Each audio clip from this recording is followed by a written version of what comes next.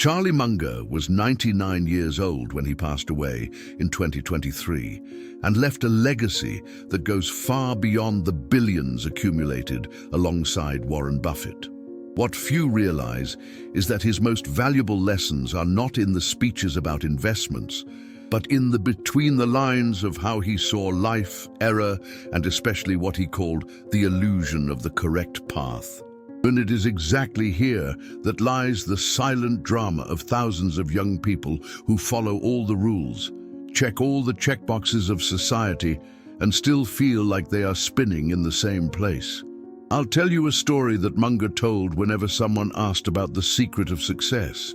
He said that when young, he observed two types of people: those who followed the instruction manual of life and those who threw the manual in the trash and created their own.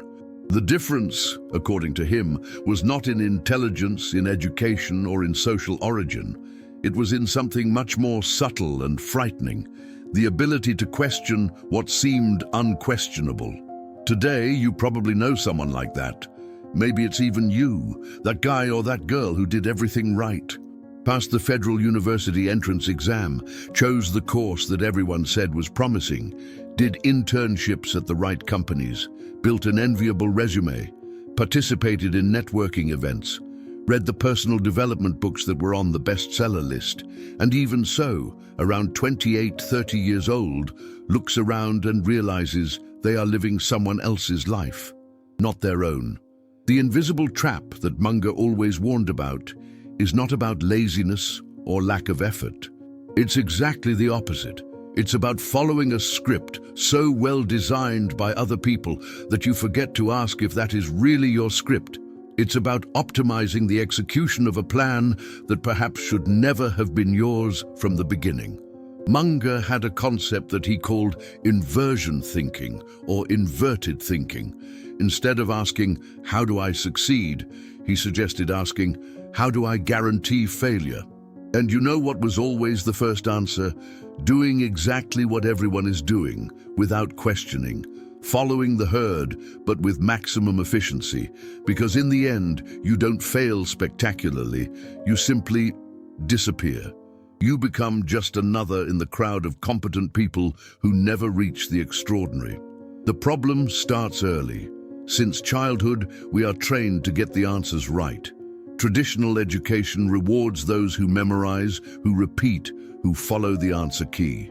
Not those who question the answer key, not those who ask, "But why is this the right answer?" Then you grow up and realize that the real world doesn't work like that. The answers that generate wealth, impact, and fulfillment are not in any answer key. They are in territories that no one has mapped yet. Munger and Buffett built fortune doing exactly the opposite of what most people did. When everyone was buying technology companies in the dot-com bubble, they stayed out. When everyone was selling in panic during crises, they were buying. Not because they were contrary by nature, but because they had developed something that most people don't have: the courage to think for themselves, even when that means being alone. Now, let's talk about the practical trap, the day-to-day. You wake up, check social media, and see everyone posting achievements, promotions, trips, completed courses, certifications. You feel that pressure in your chest. You need to do something too. You need to measure up. So you sign up for another course, accept another project, add another goal to the New Year's resolution list. And in the process, you don't realize that you are building someone else's life, brick by brick. Munger said something that should be tattooed on every young person's forehead. It's not supposed to be easy. Anyone who finds it easy is stupid. It's not supposed to be easy, and whoever finds it easy is because they are not understanding the complexity of the game. But here is the crucial point. Difficult does not mean following a difficult path that someone has already traced. It means, many times, having the courage to trace your own path, even knowing that you will make mistakes, get lost, and have to start over. The current generation grew up in a world of optimization. Apps to optimize sleep, diet, productivity, relationships. Everything has a hack, a shortcut, a formula. And then comes the seductive lie. If you follow all the steps, you'll get there. But get where? That's the question no one asks. Because the there was defined by people who may have completely different values from yours. Charlie Munger didn't start out a billionaire. He was a lawyer. A good lawyer, by the way. He earned well, had stability, and he dropped everything at 40 years old to start over in the world of investments. He didn't follow the career manual of the successful lawyer. He threw the manual away when he realized he was solving the wrong problems. He was optimizing a life he didn't want to live. And here lies another trap, the invisible opportunity cost. Every hour you spend doing something that society says is important is an hour you are not spending discovering what is really important to you. And time, as Munger always reminded, is the only resource you cannot buy back. Think with me, how many people do you know who are in jobs that pay well, but that suck the soul? How many are in relationships that make sense on paper, but that don't bring genuine joy? How many are accumulating achievements on Instagram, but can't remember the last time they felt that true excitement of being alive? Munger had an obsession with the concept of mental models. He said that most people spend their entire lives using only one or two models to interpret reality. And this is like trying to build a house having only a hammer. Everything becomes a nail. If your only mental model is working hard leads to success, you will work hard in any direction, even if it's the wrong direction. The trap, then, is not the lack of effort. It's misdirected effort. It's optimizing the climb of a ladder that is leaning against the wrong wall. And the worst part, the better you get at climbing, the more painful it is to realize up there at the top that you are in the wrong place. Look at the irony. The most educated generation in history, with access to more information than any previous generation, is also among the most anxious, most medicated, and most dissatisfied. Why? Because information is not wisdom. Knowing what everyone knows doesn't give you an advantage. It transforms you into a commodity. And commodity, as Munger always said, has no pricing power, has no power of choice. What differentiates those who get where they want from those who keep spinning? It's not IQ. Munger was obsessed with this. He said he knew brilliant people who failed miserably and average people who built extraordinary lives. The difference was in the clarity about what they wanted and the courage to endure being misunderstood along the way, because that's what happens when you go off script. People don't understand. Your family questions. Your friends think it's risky. That uncle at Sunday lunch says you're throwing your life away, and you feel deep down that paralyzing fear. What if they're right? But Munger had an answer for that. He said, I never allow myself to have an opinion on anything that I don't know the other side's argument better than they do. He didn't fear questioning.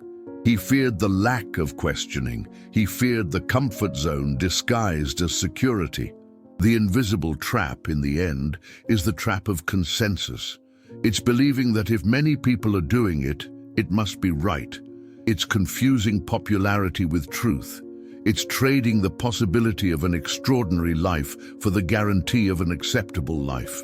And acceptable, let's agree, is a depressing word. So what to do?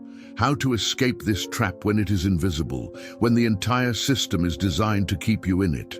Munger would say, start by eliminating what clearly doesn't work. Stop adding, start subtracting. Remove from your life everything you are doing just because you should.